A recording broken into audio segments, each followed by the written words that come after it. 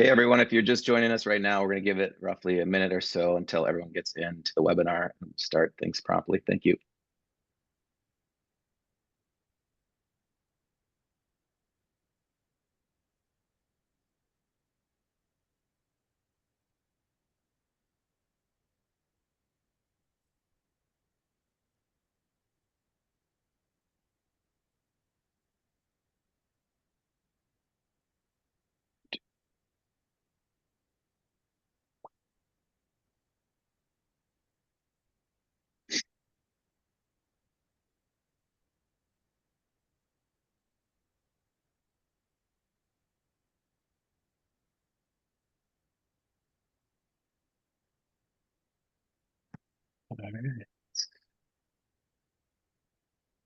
All right, it seems like most of you are here, so we're going to kick things off here. Welcome everybody, and thanks for joining us on our 18th episode of Ewing's You. For those of you that don't know me, I'm Piero Spada, and I'll be your host today. I'm also co-founder at Little Warrior Foundation, and more importantly, father to now 14-year-old Little Warrior Lucy. If you're part of our core contingency, aka the Little Warrior Fight Club, thanks for being here with us since day one and making this a place for positive change. And if you're new, well, welcome to Ewing's You. It's our webinar series where we hear from leading sarcoma experts and discuss the cutting edge of care and science behind Ewing sarcoma. Today, we'll be hearing from one prominent expert, Dr. Chandrika Behura, to discuss a new and promising clinical trial for pediatric solid tumor, including Ewing sarcoma, predicated around the use of a Ck2 inhibitor. Briefly, Dr. Behura is a physician scientist and a board-certified pediatric hematologist oncologist. She completed her medical training in India and residency in her residency training in pediatrics in New Jersey. She successfully completed fellowship training in pediatric hematology at Penn State Hershey Children's Hospital in 2013. She is currently serving as an associate professor of pediatrics in the Division of Pediatric Hematology Oncology, and she practices inpatient, outpatient pediatric oncology, along with serving as principal investigator. Her research lab is located in Penn State Cancer Institute and is one of 7 laboratories conducting basic science and translational research in 4 Diamond Pediatric Cancer Center. The main focus of her research is the study of targeted therapies for treatment of childhood leukemia and neuroblastoma, and we'll add Ewing sarcoma to the mix, specifically centered around casein kinase 2 inhibitors, the focus of today's topic. Dr. Behura's research is currently supported by several grants, such as St. Baldur's Career Development Award, Hyundai Hope on Wheels Scholar Award, Raleigh Foundation Award, and Penn State CTSI K-12 grants, and also funding from the Little Warrior Foundation as well. Along with her original research articles, Dr. Behura has authored several chapters and review articles to leukemia, Ck2, and Ikaros proteins. But before we kick things off with Dr. Behura, just a quick reminder that Ewing's You is a webinar production of the Little Warrior Foundation. We are a national childhood cancer foundation with a laser focus on finding a complete and permanent cure for Ewing sarcoma. We were founded in April of 2020 and have now granted out $1.8 million in high potential therapies for increasing survivorship and decreasing toxicity. And in order for us at Little Warrior Foundation to make programs like this a reality, we rely on the support of the Little and Big Warrior community alike. We appreciate all of your support so we can continue our mission of bulldozing our way towards more effective and less toxic therapies and continue this vital work for kids battling Ewing sarcoma. With that, I'm going to hand it off to my co-host Emily to introduce herself and touch on a couple of housekeeping items. Hi, everyone. I'm Emily McFadden, one of the co-founders of Little Warrior Foundation. I'm in the Little Warrior shop today. I'm having some work done on my house. So I'm in the Little Warrior shop, also known as my childhood bedroom. Our shopkeeper, also known as my mom, is probably itching to get in here and fill some orders. But I'm really excited to be here with you today. This topic is an awesome one that we're really excited and proud to present to you.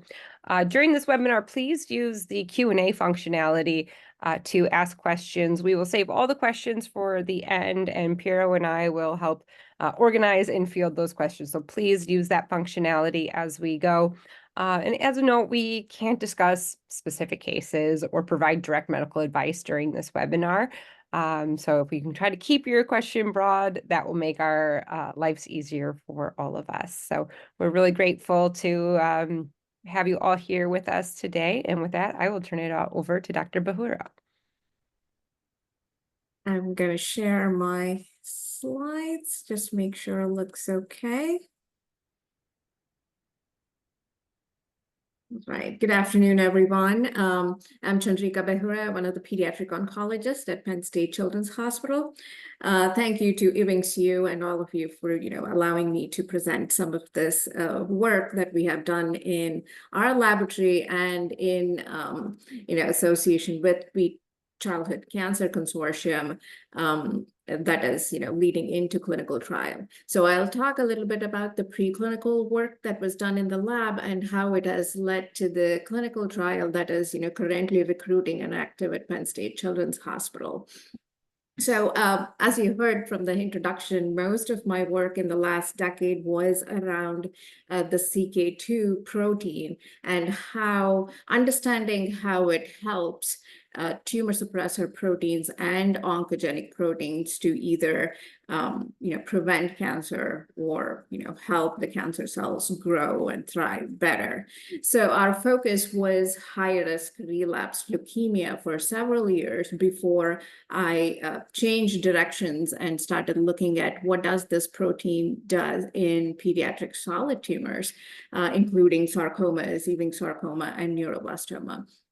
And, kind of sort of a serendipitous finding that there was a very high signal of Ck2 activity in some of these tumors. And, we hadn't paid attention to or studied in specific. And we, basically because we didn't have, the funding or the tools needed. So when we, started our collaboration with Beat Childhood Cancer, and they had a large bank of patient-derived tumor samples that we could easily access and study, a lot of this took accelerated kind of progression towards really proving that, yes, this is a very promising target in neuroblastoma and Ewing sarcoma. And specifically talking about the Ewing's work, this has really progressed over the last 6 months, so to say, to put aside all the other work that we are doing in the lab because of some of the findings that we saw. And I'll share some of that here, and we are planning to present that in the meetings, but more importantly, we want to test in the clinical trials how well this medicine will be tolerated. So introduction to Ewing sarcoma is not much needed. I just want to highlight few points here that, as you know, the EWS FLE1 fusion protein, this is a kind of a supercharged protein or an oncogenic driver that is generated by some of the genetic changes that happens in the Ewing sarcoma tumor cells. And this protein is called the transcription factor, has a very advanced kind of function within the cancer cells where it kind of activates multiple pathways that eventually lead to the cancer cells being more resistant to the treatments that they are given. And they know how to hide from the common chemotherapies, because most of the chemotherapies that we use are called cytotoxic agents, which are kind of made to attack fast multiplying cells. And these cells hide, and then after a prolonged period come back either in the same local area or distant in lungs and other parts of the bones. And as you may be aware, the disease-free survival is a very key prognostic factor in Ewing sarcoma patients, and that's the time between the initial diagnosis and the initial set of treatment that they get and then the first relapse. So it's pretty clear that despite everything that we do, including the surgery, the local control, and systemic chemotherapy, there are a few cells that hide and escape all of this and somehow later come back as a more well-equipped tumor cells that are now not responding to the same treatments that we have used before. So in terms of understanding what helps these Ewing sarcoma cells, and in specific, this EWS FLE1 oncogenic protein to function better. There are a lot of factors that helps this, and many are not, genetic changes. So it's not easy to pick up those from the screening genetic studies. We do whole genome sequencing, whole exome sequencing, and there are still factors that hide from all these screening texts because they function differently. So the protein that I'm going to talk about is one of those that are not picked up as a turned on gene in our molecular testings that we do. So CK2 or casein kinase 2 is one of the proteins that is required by all of the cells.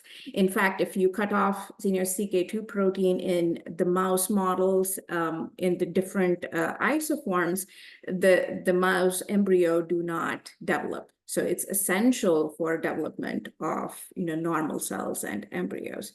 And then as you grow, and in the adult mice, we see that it's not as required for a lot of the normal phenomenon. There are many other proteins that kind of take over its function, but it is always there. Because it's so essential, this is not a protein that's usually turned on, unlike 99% of the other kinases, which become active when it is turned on by a genetic signal and its function is turned off. This protein is always on. So it's called a constitutively active and ubiquitous, present everywhere, required by a lot of different normal cell survival and pathways. So that makes it not a good target because it's required by a lot of normal cells. But what is interesting is the normal cells can tolerate not having the CK2 because there are other kinases or proteins that will compensate for the normal work. But then the cancer cells, in the setting of the tumor cells, they are highly dependent or addicted to the presence of this CK2 protein. And as you see in this small diagram cartoon here, because of that addiction in the tumor cells, but not in the normal cells, when you cut off the supply of CK2 by using an inhibitor medicine or a molecule or a compound, the tumor cells are significantly affected or selectively killed, as opposed to the normal cells, which still do okay without, dying. So that is the therapeutic window. That is what we are looking for in an anti-cancer drug that can selectively kill the cancer cells, but not affect the normal cells to a larger extent. And the diagram in the right, is just to show you how many different, pathways that CK2 is kind of encroaching on, and it has a lateral control, and hence it's been studied as an anti-tumor target in many different cancers, including leukemia, which was, most of our work in the, last 5-7 years, but also in multiple myeloma, basal cell carcinoma, cholangiocarcinoma. So several different type of cancers has this high activity of this kinase. So, like I said, it's required by normal cells, but then the cancer cells are more dependent. So that gives us that, therapeutic window. And a lot of cancers are sensitive to the CK2 inhibition. Coming to this specific CK2 inhibitor, there was the CK2 molecule itself, the structure does not make it easy to develop a small molecule inhibitor. So there are not many CK2 inhibitors that are out there or tested successfully. CX4945 or silmetocertib is one of the 2 CK2 inhibitors that was developed by a small company back in 2010 that had a high selective activity against this kinase, and it had activity against many different cancer cells, across. And it was an oral compound. It was given to mice in the concentration that was tolerated very well, and there was anti-tumor activity.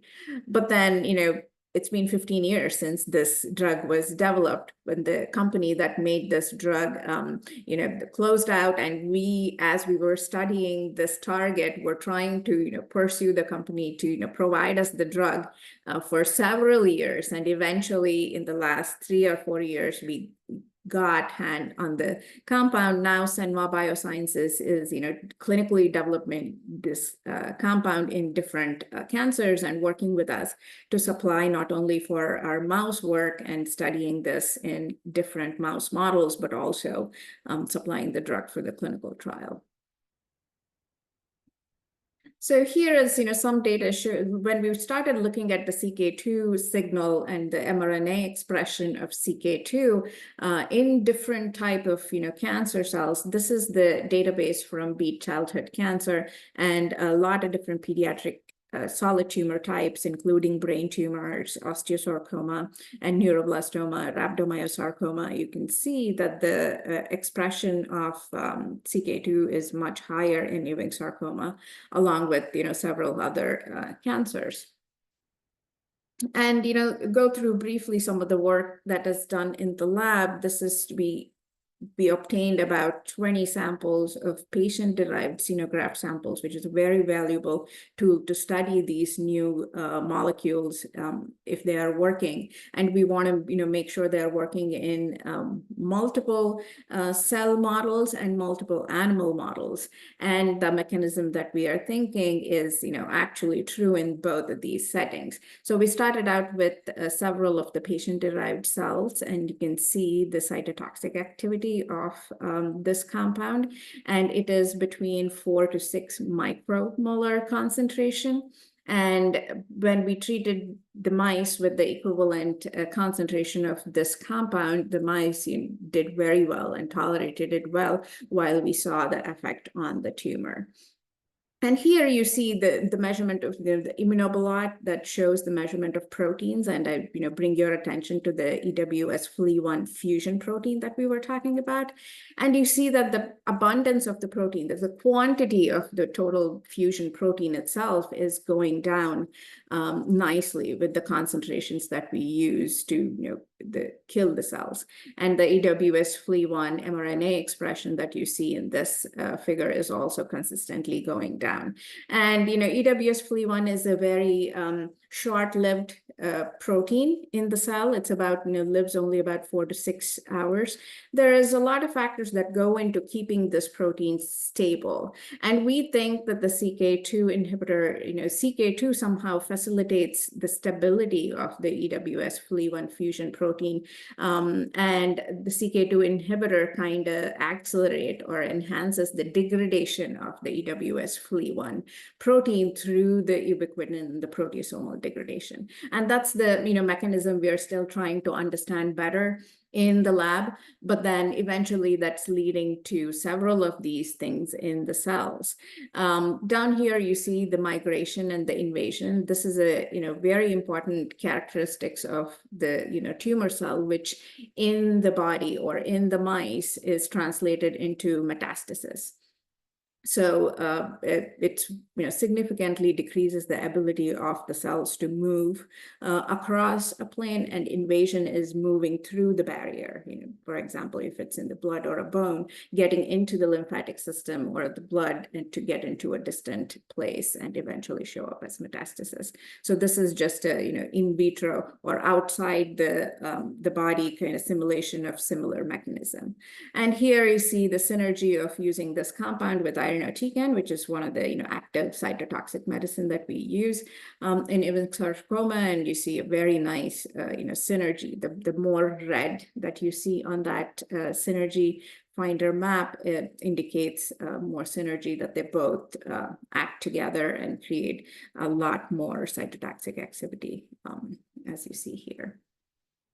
This is, briefly 2 of the xenograft models that we have used by, creating the tumor and the tumor environment in the mice and treated them with the CX-4945, just we would, equivalent dose that we would use in patients, and, twice a day treatment for about 4 weeks. And we saw a significant decrease in the tumor, growth in all of the treated group. And more importantly, it prolonged the survival of the mice that were treated. And the survival endpoints in mice is you measure the tumor, you check how well they do as in their general status. You check their blood counts to make sure they're holding up the hemoglobin and the platelets, just like we would do in patients. And we could see that the treated mice lived longer and had much smaller tumor size. And the interesting fact is that when we stopped treatment as planned after 4 weeks, and some of the mice that were, still alive started regrowing the tumors, very rapidly. That tells that there is some mechanism that the Ck2 inhibitor is constantly suppressing, and the tumor cells kind of, start growing again when we stop. And it's important to understand that to design the clinical trials better of how much and for how long that this medicine, should be used, and will help in the, clinical trial design. So, all of that data and what we know about the clinical use of this compound, we didn't have to wait longer to be able to move this promising compound into clinical trials. So I will talk a little bit about this trial. It's, BCC021. That's the clinicaltrial.gov number. The trial is open and recruiting since, as of last week, and it's open in, it will eventually open in several sites, but right now it's open at Penn State Children's Hospital at Hershey. And this is a phase 1/2 study of the CX-4945 in combination with chemotherapy in children and young adults with relapse refractory solid tumors. So the rationale, for the study is that in the, recurrent sarcoma, including Ewing sarcoma, there is a high expression of, Ck2, and our preclinical models show that inhibition of Ck2, translates into anti-tumor activity in our mouse models, which means, we think that the use of Ck2 inhibitors in these patients will be tolerated well. That is the, first part. That's the phase 1. The primary objective is to learn how well this medicine is tolerated in children. And then in the phase 2 part to, try to get the anti-tumor activity signal, and we, measure, progression-free survival and see how long we can keep these tumors from coming back. If you remember from the first slide, the period of relapse-free survival is a very important point. If we can prolong the survival, eventually it will be very good in increasing the overall survival. So, like I said, the primary objective is to characterize the safety profile of this medicine. CX-4945 has gone through several clinical trials already in adult cancer patients. So we know a lot of information of how well this is, tolerated in those trials. And it is, it has completed the trial, and we know the dose that we should be using. And in children, they usually tolerate about the same or even higher dose. So we are starting at the dose that we know that the adults start well, and trying to push a little bit more and have one higher dose level. And the most common toxicity that was seen in those trials with the oral medicine was nausea, vomiting, which was controlled by the medications that we use, and diarrhea. And we use this with the backbone therapy, which is very well established in relapse refractory setting, which is the combination of irinotecan, temozolomide, and vincristine. So this medicine will be given along with that combination, and we want to see it's tolerated well. And it's given as twice-a-day medicine, oral, at the dose level, and we will monitor for the first 21 days. It's 21-day cycles, and how they tolerate it along with the 5-day course of irinotecan and temozolomide. And the secondary objectives is to measure the efficacy in terms of overall response rate, progression-free survival, and overall survival. We will be doing the scans that are relevant to each tumor type after every 2 cycles to measure. the response.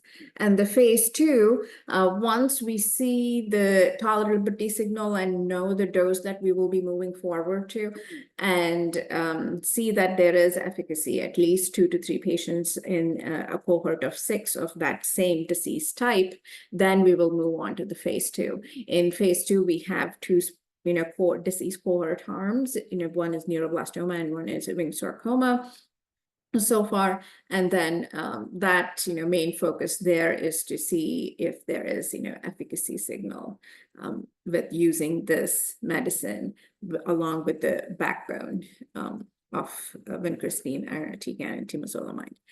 And this is just to give an overview of where we are starting. The starting dose here, we call it as level 1, is the known tolerated dose of this medicine in adults. This comes as capsules, and we did testing to make it easier for our younger patients or the patients who have NG tube or a G tube to see if the formulation that we can make a suspension, open the capsule and mix it in a medium, and the parents can give it through as a suspension. And FDA asked to see a lot of data of using that in the protocol, and we were able to do all of that. So eventually we are working with FDA to get that approved. So eventually in the clinical trial, we will be able to recruit younger patients who are not able to swallow the capsule, so we can use the suspension form. That was a huge thing to do a pediatric clinical trial, to be able to have a formulation that a lot of our patients can actually use.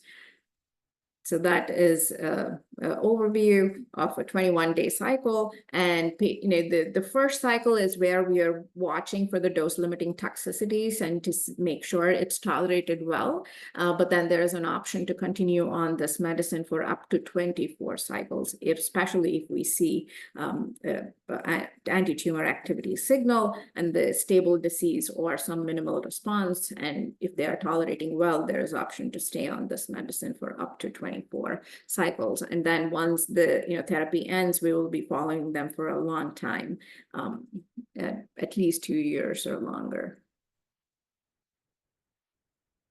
So these are some of the exploratory objectives, which means, we want to learn from the samples and the blood that we collect from the patients who got this treatment, to learn how can we make this better? What is the best combination to use? And what molecular changes are actually happening in the tumor and in the blood? And is there any markers in the blood that can help us pick out the patients who would respond the best, or the ones who didn't respond? And then how can we use that to select patients or to predict the response in future? This is again a schema of the phase 2 part of the trial, and then the arrows indicate the end of cycle imaging that we will be doing to assess the response. So the duration of the trial is, likely going to be 4 to 6 years.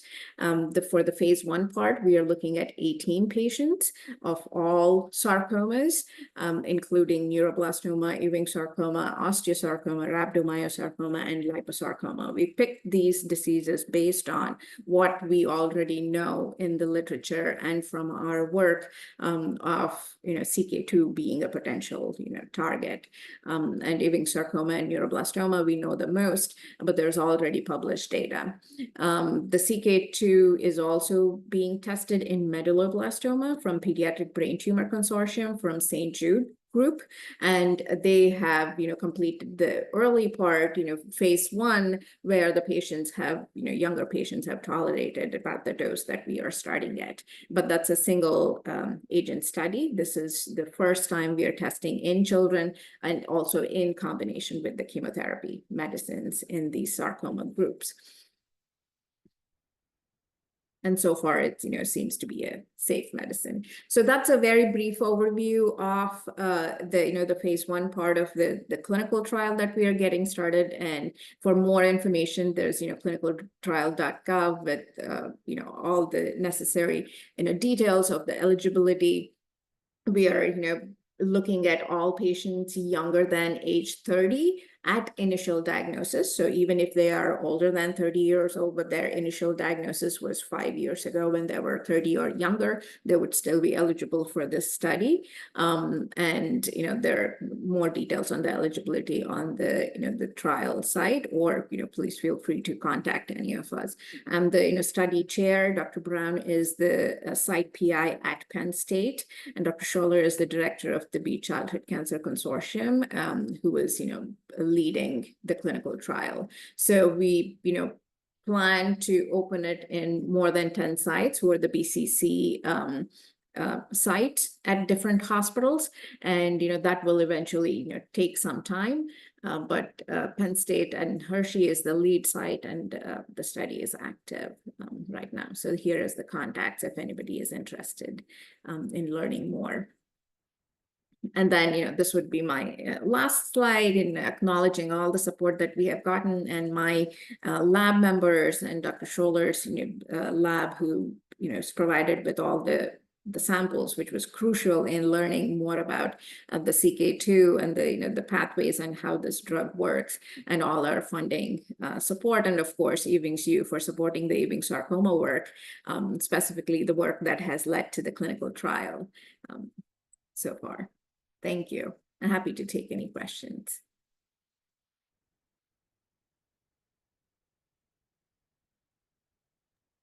Thank you so much. That was very informative. We have a whole bunch of questions, and I anticipate they will continue to trickle in as you're answering the ones that have already come on. So we have one question about all other fusions present in Ewing sarcoma, such as the ERG fusion. Would someone without the FLI1 and with ERG be eligible for this trial? Yes. In the trial, we are looking at all patients, because the PDXs or the cell models that we were looking at, even though we know 85% of the Ewing sarcoma patients have some kind of fusion protein that starts with EWS1, and we see the mechanism. Both the phase 1 and phase 2 part looking at Ewing sarcoma patients will not be selecting for fusion positive patients only. We don't know enough, yet to do that. When we did the test, it works in both. So I'm guessing, the stability of these EWS1 protein, even without having that EWS FLI1 specific fusion protein, the mechanism, we still need to understand that part, but it still works. So fusion negative patients, which is a small population of all the Ewing sarcoma patients, are still eligible for this trial. Great. Then as a follow-on to that, are there any, if someone has prior or, TCAN treatment, or, have used their quote unquote lifetime max of vincristine, are they still eligible for the trial? Yes, I think that we have to, go case by case basis. With the eligibility, they shouldn't be on any other, anti-cancer treatment while we start this. There is a short washout period if they have had it before. So we kind of, have some restrictions on, if they have seen other experimental therapies or immunotherapies or some of these combinations before, then there are a few restrictions of, if they have to wait for some time, but then, most likely they will be able to be part of the trial using that combination of, vincristine, irinotecan, and temozolomide. In specific, if they have had a lot of toxicity, especially the GI toxicities, using, these, we don't want to, add this combination because we are learning, how the combination will be tolerated. So if we are already anticipating from what we know before, so that again, as a case-by-case basis, we'll see how they fit the eligibility and if it will be safe. Because safety is the, first primary objective for this first part of the trial. All right. So a follow-up question building off of that first question really has to do with the chemotherapy backbone that you're utilizing. It's BIT, correct? For every cycle? Yes. And so one cycle is 21 days. And so for every follow-up cycle, there would always be chemotherapy along with the targeted therapy. Is that correct? Yeah. Okay. And then the follow-up to that follow-up is if it's a pre-treated patient and they're currently on Cabo, a TKI like Cabo for maintenance, would that exclude them from this trial, or how would you view that? That's a very good question. We talked about this when we were designing the study. We wanted, eventually we have to analyze the data and prove that this was safe. So we didn't want to have too many different combinations. So we couldn't make sense of the safety criteria. So for the first cycle, for that, 21 days where we will be following the DLT, we wanted to keep it uniform and pick the two, backbones, the VIT for the sarcomas. And, after that, while we are, not looking at this exactly, and we have the safety data with VIT and the chemotherapy, with the discussion with the study chair and with, their own doctors, it is optional to continue for the rest of the ones without having a clear signal of anti-tumor activity or efficacy. We didn't, know if using just the, CX-4945 as a single agent, which may be, very well tolerated, would be a good idea at this part.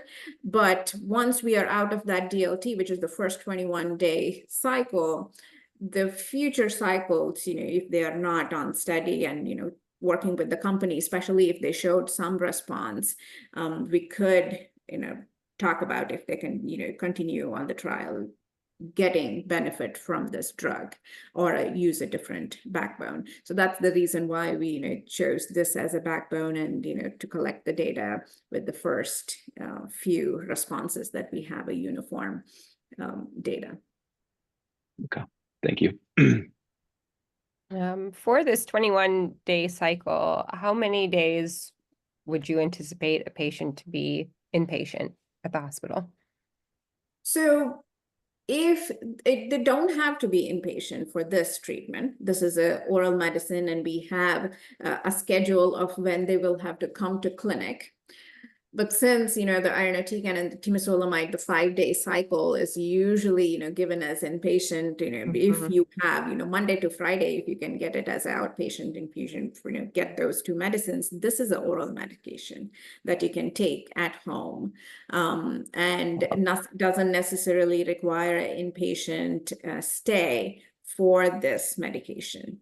But they will have to come back frequently because we are collecting the blood to understand the pharmacokinetics of the drug. So there will be a lot of blood draw during the day. So if they were tolerating the, the VIT, or after the first cycle, if they do the VIT part as an outpatient, just for this oral drug, they don't necessarily require an inpatient stay.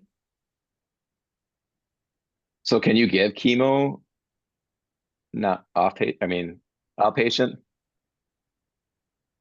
So the key that is again, case by case basis and the age. In pediatric, our hospital, most of the time they, end up staying as 5 days, but many of them getting just the IT, if they have tolerated it well, they can get it as a outpatient, but they'll have to come back every day. They'll be monitored, regularly, but the 5 days of IT oral Timidor or temozolomide, and then the irinotecan goes in as a 90-minute infusion. And if they tolerate it well, they do, it's possible that they get it as an outpatient Monday to Friday, and they'll have this pill that they will be taking twice a day continuously, pretty much. Okay. Great. And the 10 sites that you are opening this trial at eventually, is that information publicly available to people who are interested and maybe thinking, oh, do I have to head to Pennsylvania or where else? Yeah. So all this information was sent to all of the sites, and, there's a lot of local, the IRB and the approvals and the contracts that they have to go through, but at least we have a short list, with the BCC enrollment, they might be able to give information on which are the sites which have decided to open this and in the process of getting it done, and, kind of a timeline of when that might be. Great. All right, switching gears here a little bit more about the activity of the targeted therapy. There's a comment here that that the targeted therapy seems to reduce invasion and migration. And so has this drug been thought of, and maybe perhaps in the future thought of, as a maintenance option for those that are currently in remission? And what are your thoughts on that? Yes, the first off, we are trying this in the relapse refractory setting, which we know is the hardest, ones to treat. If there is, some indication of activity, that is the setting that I think will be more beneficial when there is the high intensity chemotherapy already given, the local control already achieved, and we still have to, simulate this in animal models and, develop some of the metastatic models, which is what we are, working on right now, and say, yes, this would be a good option when you have minimal disease to just to keep that in bay and prevent the patients who have gotten local control and now do not have, evidence of disease by the methods that we know how to look for, and then prolong that DFI, disease-free interval. And, for that to use it as a maintenance therapy, if they tolerate it well, I think is the best way of using this. And we just need a lot more information of, how this medicine is tolerated, if it's tolerated well, as in the continuous, setting, and we'll hopefully be able to test that in future trials. Okay, thank you. I'm cherry picking the questions I know how to pronounce. Go for it. You take the tricky one. So if someone has progressed on the VIT protocol, would you expect their experience on this trial to be different? And are the doses for VIT consistent with what people may have experienced before in relapse? Yes, that's a good question. Again, the primary objective is, safety for this phase 1 part. So we don't know about the efficacy that if they have failed the VIT before, adding this new agent to the VIT backbone would do anything in terms of disease control. But, the tolerability part, which is what we are looking at with the phase 1, with the VIT, if they have tolerated VIT before, adding this new agent, knowing the synergy activity with, irinotecan and temozolomide, we believe that, they would tolerate it well. And if they get, benefit with the disease control as a stable disease, that's an indication that it's, also working and similar to what we saw. But again, the phase 1 is mostly to learn about the safety tolerability. So, it's hard to talk about whether we think it's going to, stabilize the disease and show some efficacy. It's too early for that. And while someone is participating in this trial, can they have radiation or surgery if it's required? Yes. As long as it's more of a palliative radiation setting, they can get the radiation concurrently or around the same time while they are on this protocol, also trying the experimental. There are some restrictions as to, the use of experimental drugs or other established with the curative intent, because we want to see what the effect of this medicine is going to be. But the radiation, as a palliative treatment is allowed before, during, while they're on the trial. There's a follow-up question there on the schema design too. To be clear, this is a single arm treatment, right? There is no just chemo only, correct? Yes. So the phase 2 is a single arm, open label, non-randomized study, and with looking at the historic, control of, patients, what we know about the PFS from all the trials where they have used the VIT or IT as a backbone. And in this, it's a, single arm study looking at 55 patients with VIT plus CX. Okay. And in the future, are there any prospects of bringing this to Europe? It seems like we have some people from across the pond here interested in this as well. Yes, that's a good question. With the, phase 1 and the regulatory, things being very different, if we see a signal in terms of anti-tumor activity, as, even in the early parts of phase 2, we as researchers and study chairs, definitely want to, work with them. There are several scientific meetings where we, exchange ideas and these options are discussed. The phase 1, of the part of BCC consortium, this will be open hopefully in Canada and maybe one site in Australia. But with the, Europe, I'm not sure how long it will take for, the study to be open at those sites. Okay. Great. You shared that this agent has been tested in adult cancers. Is it the standard of care, or is it included in, protocols for any adult indications today? So this drug has an orphan drug designation for cholangiocarcinoma. That's a type of, aggressive cancer in adults to be given in combination with, cisplatin and gemcitabine. There are, 2 other trials looking at this in basal cell carcinoma, and the medulloblastoma trial in, children is still ongoing with a lot of, with the company and the clinical development of the compound, there was a lot of delay, and I think the things are picking up now when they're completing a lot of trials post-COVID. And one thing that happened in between is the Ck2 is much more active, Ck2 inhibitor active as antiviral therapy for COVID and for influenza. So a very different mechanism, but this was one of the drugs that showed high activity in moderate to severe SARS-CoV infection. So that was the time where they stopped all the clinical trials looking at non-COVID indication, and they had collaboration with NIH to study if this is helpful in that patient population. So now that we are kind of, that's a different chapter. They're back to oncology indications, and we were able to obtain this to do the clinical trial for pediatric cancer. So that's a different story of how things kind of, delayed. It's kind of typical story of how we have to depend on the availability of these clinical compounds to be able to, study or do clinical trials that we think are worth doing in patient population, adult and pediatrics alike. Okay. Again, lots of great questions here, so bear with us. This speaks to the inclusion-exclusion criteria. I think you said it's for 30 and under. Is that correct, the current trial?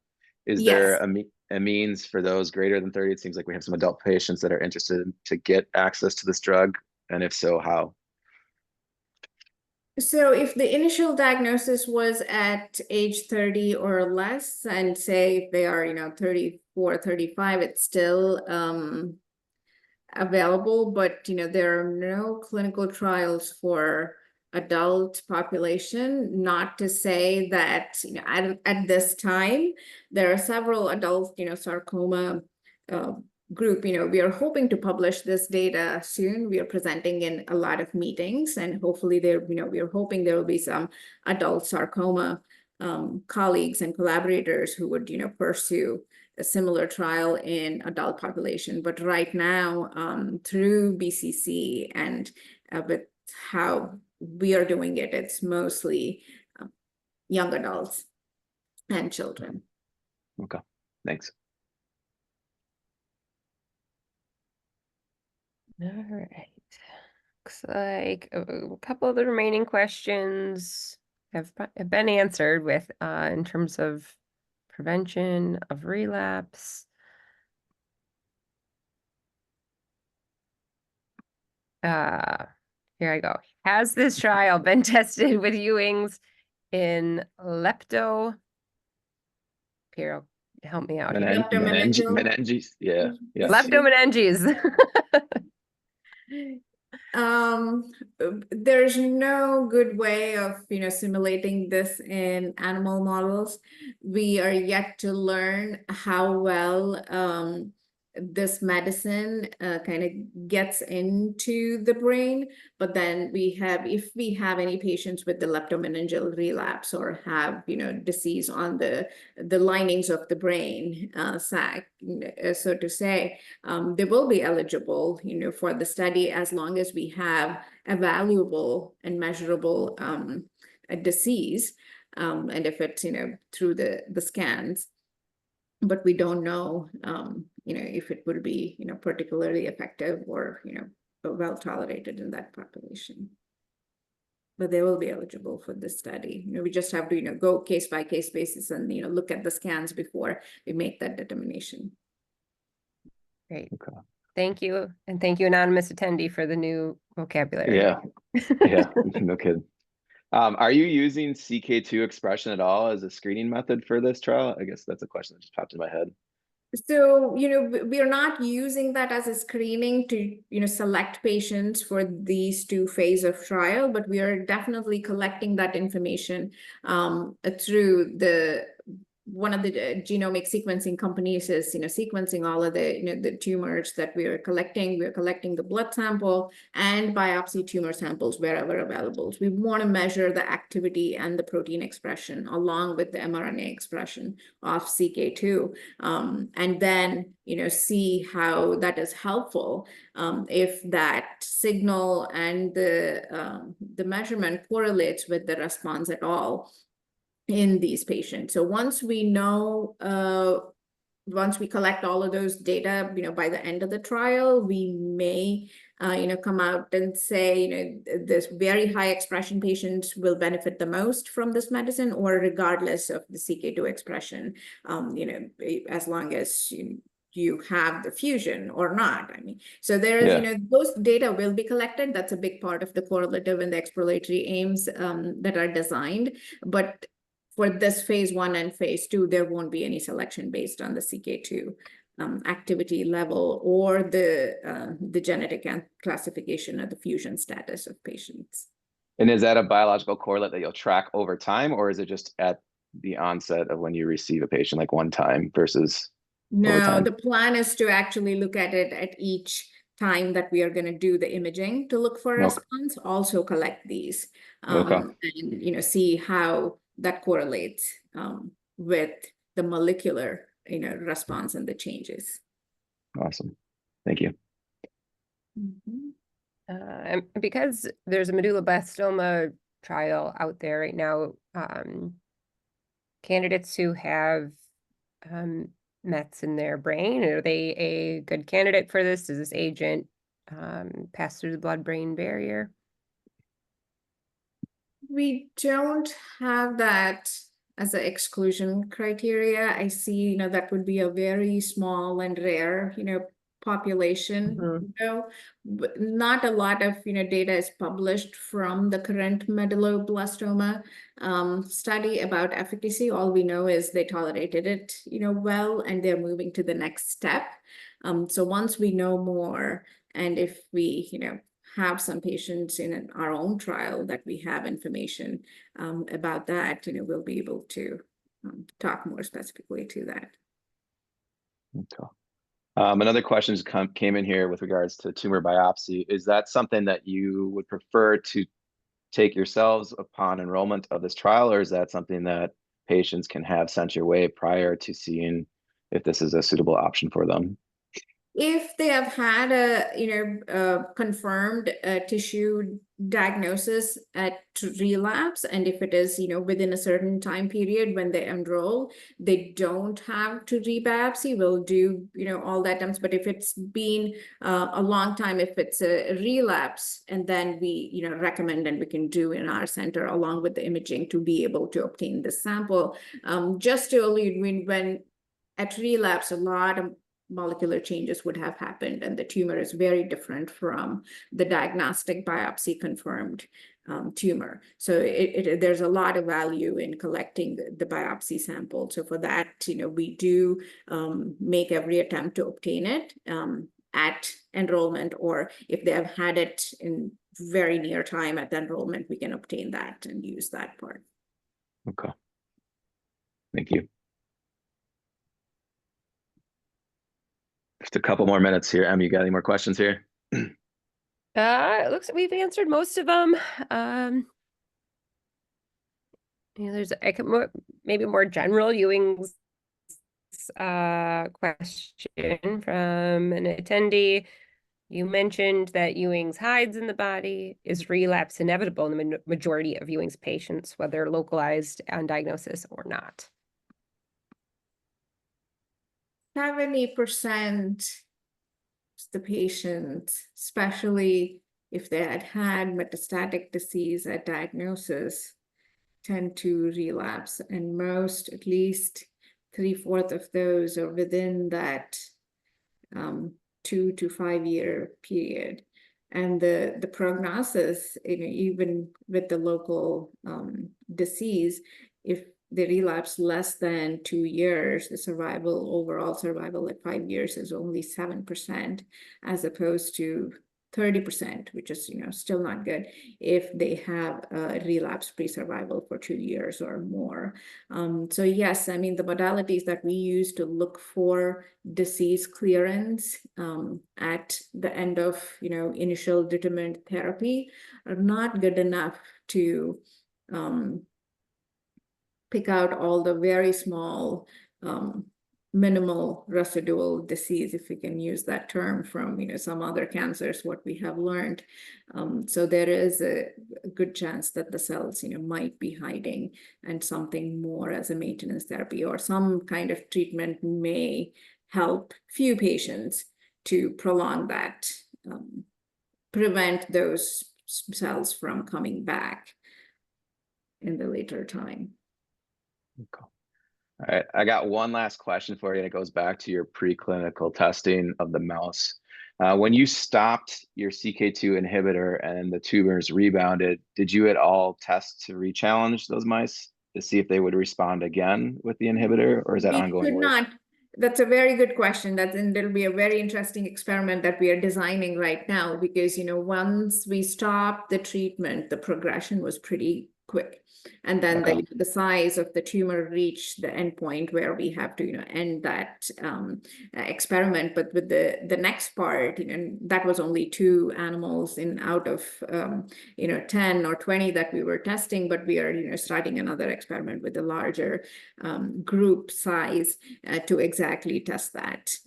How do they come back, and when they come back, how different are they? And Right. if we can re-challenge them, if we have time to give them the drug again, and would the size stay stable at least, or it goes down. That will be a very significant. It's a very aggressive tumor, and many times you only get 3 or 4 weeks in a certain model to be able to test this effect, and we are only using one medicine. It's hard to expect any effect from however strong it is, one anti-cancer medicine, and to learn. But in mice, we can, fortunately, even though it's expensive, we can kind of simulate just the metastasis and, get the local control and create a, scenario like the maintenance therapy, and, continue the treatment on them if they tolerate for the longest period of time, and see if that prevents relapse. So we're designing experiments like that, so hopefully we'll learn something. Okay, thank you for that. Do we have any more last minute questions that just popped in, or are we good? I just want to say, I feel like my last question sucked some of the hope out of the room of a really, positive and exciting Ewing Zoo, and really hopeful about this science and the preclinical work that you guys are doing. So I just wanted to thank you for that, but I'll turn it over to you, Piero, for the closing remarks. Yeah, well, we just wanted to thank you as a community for doing this work. It's pretty cool to not only see the preclinical science, but you translate it into now an open clinical trials, not something that we often get privy to. Either we speak to scientists in the lab or those clinicians, but not both. So fascinating job on presenting this topic, and thank you for spending your time. And more importantly, from the greater Ewing sarcoma community, thank you for making our kids' lives a priority. It's truly fascinating to have you here. Thank you to my fabulous co-host and co-founder, Emily, for helping me moderate conversation today, as always. And lastly, thank you to the viewers, supporters for joining us today as well on this fascinating discussion. And I forgot in the intro, a special shout out to Beat Childhood Cancer Foundation, as well as Research Consortium. They're the reason that this whole trial is happening in conjunction with Little Warrior Foundation. So thank you all for making this a reality. Please remember to stay up to date and subscribe to our Ewing Zoo emails. You can do that by going on littlewarrior.org, navigate to the Ewing Zoo tab on our website. You can also follow us on Instagram and Facebook, as always.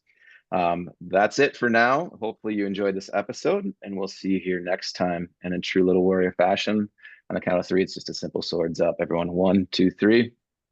Swords up. Swords up. Thank you so much.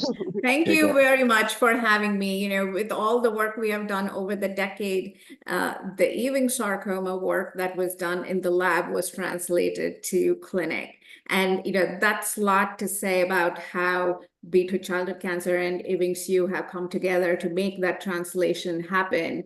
You know, more credit to you than, you know, the lab work that we did for several years. So this disease population translation has happened much faster than I could ever imagine. So thank you for all the support. Well, it takes us both. So right back at you. Thank you so much. We appreciate it. Thank you. All right. Take care, everyone. See you. Thanks. Bye.